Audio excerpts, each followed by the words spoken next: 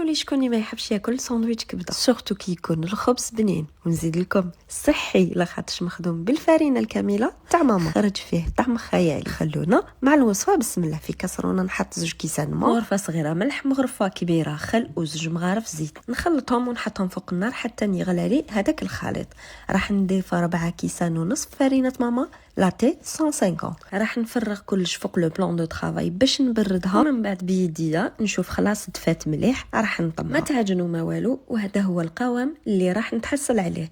نشوفها بردت خلاص نحطها داخل كيس بلاستيكي ونبدا نفتح. ضروري ترشوا مليح الفرينه الكامله خاطش هنا راح تلصق لكم. حليت على سمك ماشي بزاف رقيق خاطش ماشي فرينه بيضاء. قطعتهم حجم متوسط وطيبتهم فوق المقله. الكبده مشرمله تاع الدجاج بعد ما غسلتها مليح قطعتها صغير في مقله. حطيت زيت زيتون وقليت سنينه تاع الثوم العكري الكمون ملح فلفل الكحل وحشيش مجفف ومغرفه صغيره تاع طوماطيش تاع الباطا. من بعد نضيف هذيك الكبده وزدت قليتها تاني ومرقت غير ب4 كاس تاع الماء. نخليها تكتك 10 دقائق وتصبح جاهزه.